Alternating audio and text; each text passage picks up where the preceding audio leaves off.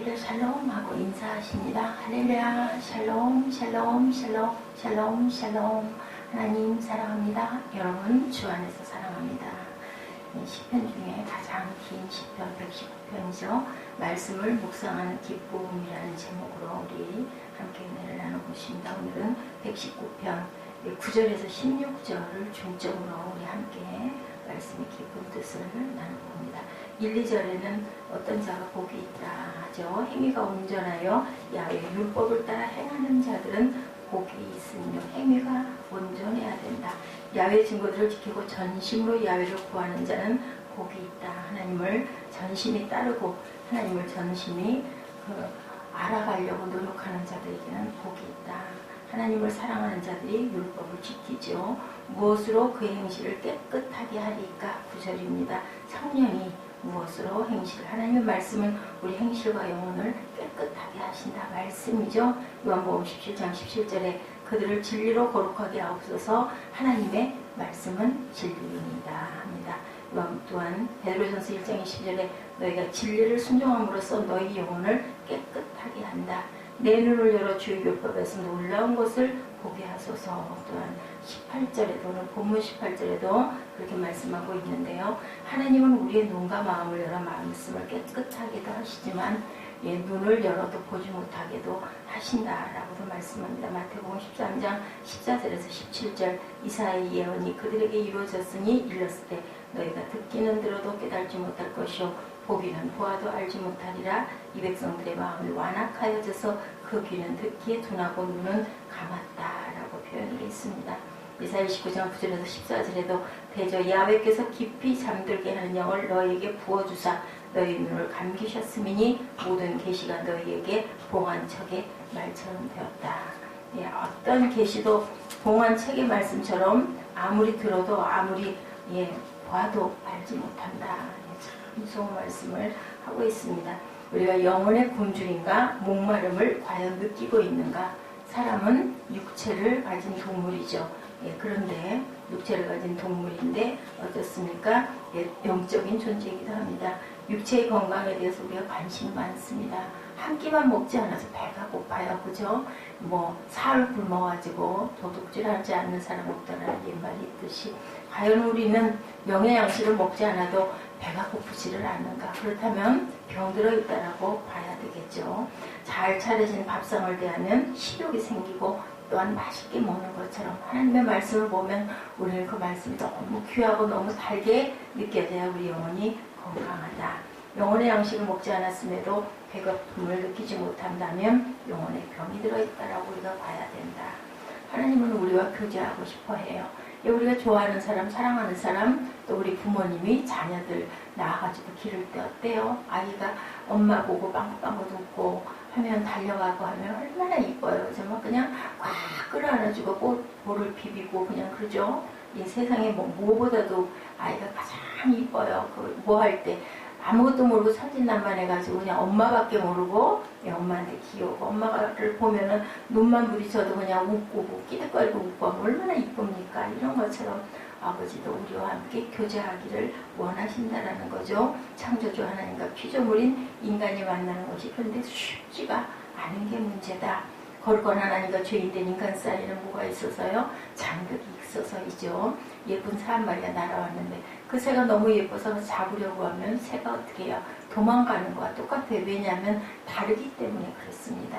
참 예쁘다. 내가 너를 너무 좋아해 해도 후다닥 날아가 버리죠. 하나님과 우리가 만나는 것이 쉽지 않은 이유도 하나님과 내가 다르기 때문에 그렇습니다. 그렇기 때문에 중간에 예언자들이 있고 또한 때로는 꿈으로 또한 환상으로 또는 천사들을 보내서 우리가 알게 하는 그런 경우들이 참 많이 있습니다.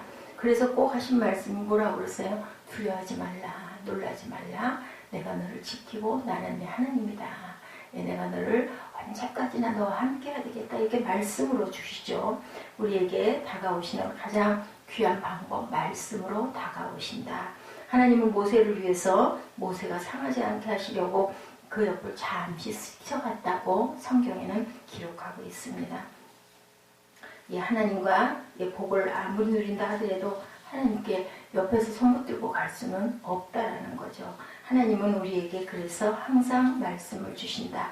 어렵다고 여겨졌던 욥도 고난을 당하는 순간 기도했는데 침묵하고 하나님의 아무런 응답이 없는 것 같고 계속 고난은 이어지니까 어때요? 하나님을 향해서 원망을 터뜨리죠. 하나님이 인간에게 가까이 가셔도 문제가 발생하고 멀리 떨어져 계셔도 또한 계신 것처럼 보이지 않아서 인간들에게는 갈등과 혼란이 일어나고 그리고 믿음이 그나마 있다고 하는 그 믿음마저 흔들리기 때문에 하나님께서는 말씀을 통해서 항상 계십니다. 어디에? 성경 66권에 계시죠. 그리고 또한 우리 마음에 성령으로 와서 계십니다. 우리 마음에 감동을 주고 하나님의 귀한 음성을 듣거나 아니면 말씀 속에서 우리가 감동을 받거나 아니면 누군가가 간증을 할 때, 그죠? 우리가 또 마음으로 모셔드리고 생각할 때 눈물이 나는 거, 감격이 되는 거, 이 모든 게 성령이 우리 안에 계신다라는 증거입니다. 인간을 참 다루기가 쉽지 않으셨겠다. 하나님도 인간을 다루기 위해서 고심하신 것처럼 기록되어 있죠. 가톨릭 교회나 정교회나 개신교, 기독교나 하나님의 말씀을 읽고 듣는 것에 깊은 관심을 가지고 있어서 요즘에 우리가 항상 묵상한다라는 얘기를 많이 합니다. 한 번 읽고 휙 버리는 게 아니라 계속해서 반복해서 천천히, 그죠? 반복해 읽으라는 거죠. 가톨릭 교회 성경 읽기 중에 넥티오 디비나라고 불리는 거룩한 성경 읽기 그런 것이 있습니다.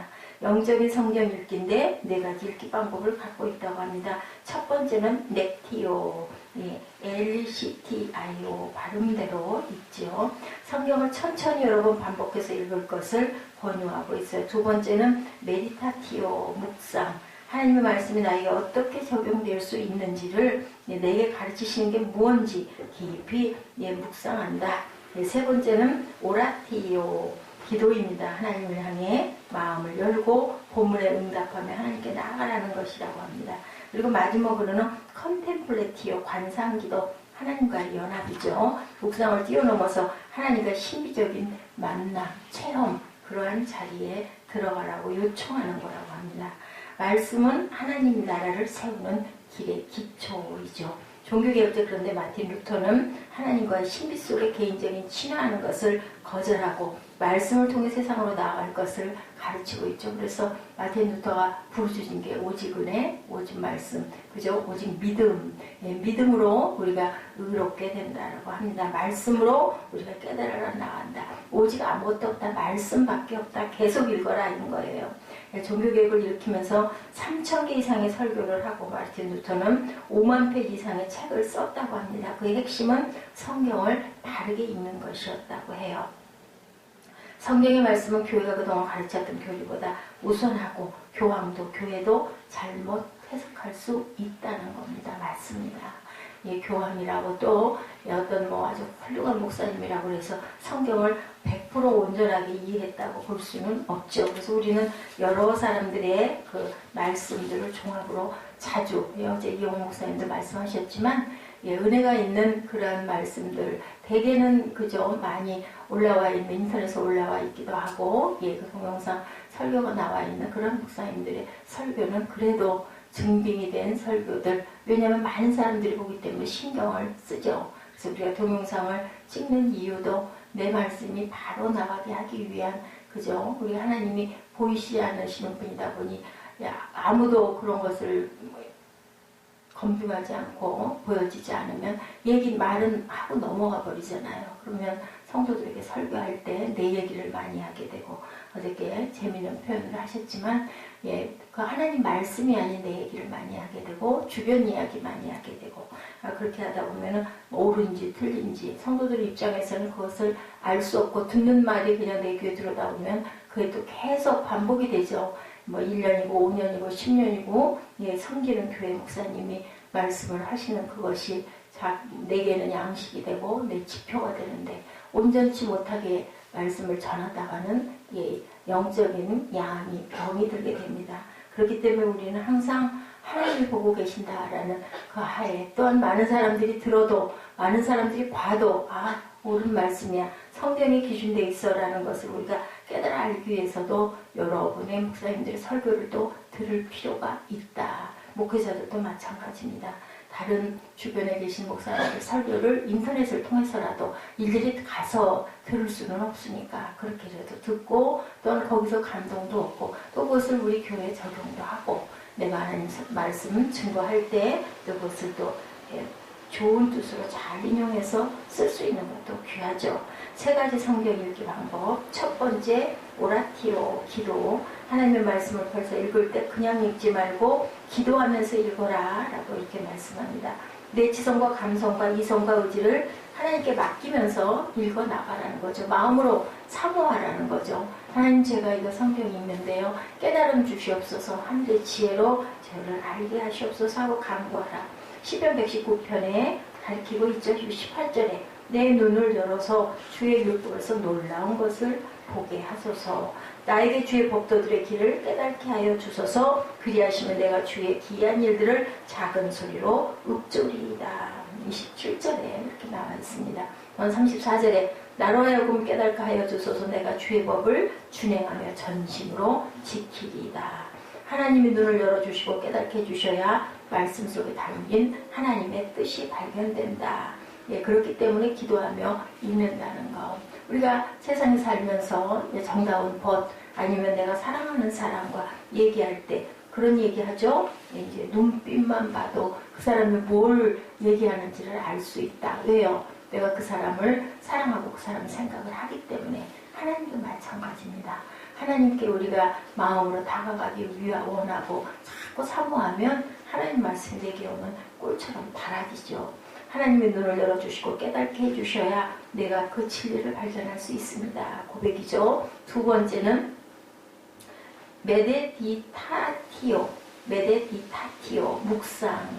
이것은 렉티오 디비나 이야기는 조금 다르다. 거기에는 자신에게 적용하는 것이 초점이 있다면 마르틴 루터가 이야기하는 묵상은 하나님의 영적인 말씀이 문자 그대로 기록되어 있다는 것에 초점을, 그냥 말씀 그대로를 읽어라 인 겁니다. 말씀 하나하나를 묵상하고 그 뜻이 무엇인가를 밝히면 하나님의 어떤 계획을 갖고 내게 말씀하시는지를 깨달을 수 있다. 깨달음이 오지 않으면 언제까지? 깨달아질 때까지. 어제 이용훈 목사님도 그러시죠? 성경을 4권 갖고 있을 뿐이다. 그래서 본인의 노트에는 그냥 깨알같이 그 말씀에 대한 그 감동이 오는 것들 적어서 그것을 모으는 거죠. 그렇다고 설교법에 전혀 상관없이여서는 안 되기 때문에 그런 기준을 우리는 따라가야 됩니다. 자신에게 적용하는 것이 초점이 되어 있던 마틴 목사는 묵상에다가 영적인 말씀 묵상, 말씀 그거 자체. 그래서 성경 나 한 곳만 가지면 설교 얼마든지 해 하시는 분들도 있습니다. 성경 안에 있는 모든 말씀들이 내 마음 안에 다 담겨져 있어야 가능해요. 그게 가능하지 않기 때문에 저 같은 경우에는 여러 가지 참고되는 것들을 많이 보고 주석을 많이 봅니다. 그래서 말씀을 그대로 받는 것, 말씀을 하나하나 문자 그대로 묵상하는 것을 제안하죠. 성경에서 표현하는 읊조리다가 바로 그거다. 항상 입술로 고백하라는 얘기예요. 기도할 때도 우리가 말씀을 읽고 기도하는 게 맞습니다. 내가 어떤 기도를 할 때 우선 말씀을 앞세워서 읽고 내가 어떤 기도가 옳지 않다 할지라도 하나님께서는 그 말씀을 주셨으니까 내가 주께 범죄하지 아니하리하여 주의 말씀을 내 마음에 두었나이다. 본문 11절입니다. 내가 주의 법도들을 작은 소리로 읊조리며 주의 길들에 주의합니다. 15절이죠. 또 내가 사랑하는 주의 계명들을 향하여 내 손을 들고 주의 율례들을 작은 소리로 읊조리이다. 119편 48절에도 증거합니다. 또한 97절에도 내가 주의 법을 어찌 그리 사랑하는지 내가 그것을 종일 작은 소리로 읊조리나이다. 성경을 많이 읽으라는 거예요. 좋아하는 성경 구절 우리가 항상 외우고 읊조리고 우리가 위로의 용기를 얻는 그것 메디타티오라고 설명합니다. 세 번째로는 텐타티오, 우리말로는 시련 혹은 고난이다. 말씀을 읽게 되면 옳고 그름 진실과 거짓을 분별하게 되고 경험하게 되는데 자연스럽게 삶의 현장에 반영이 된다. 이렇게 개인적인 삶의 실존에만 멈추는 것이 아니라 사회적인 삶을 영위하고 있는 사람임을 선포하게 될 때 고난이라는 것이 다가올 수밖에 없다라고 설명합니다. 사탄은 항상 우리를 넘어뜨리려고 유혹하죠. 항상 우리에게 좌절을 주죠. 절망을 주죠. 어두움을 줍니다.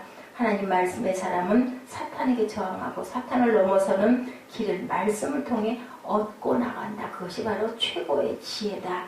고난당하기 전에는 내가 그릇 행하였던 이제는 주의 말씀을 지키니이다. 119편 67절 말씀이에요. 고난당한 것이 내게 유익이라 이로 말미암아 주의 윤례들을 또한 내가 배운다. 71절이죠. 기독교의 성경 읽기는 자신과 하나님과의 조용한 묵상과 신비적인 경험에 멈춰서는 것이 아니고 말씀을 듣고 분별력과 지혜를 갖고 세상 속에서 하나님 나라를 만들어가는 것.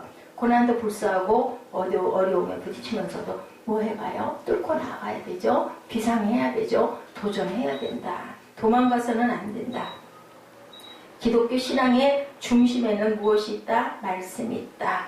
우리는 항상 그런 얘기를 하죠. 아무리 어떤 문제가 있을 때 한번 보는 것만 못하다라고 하지만 기독교는 보는 종교가 아니고 어떤 종교?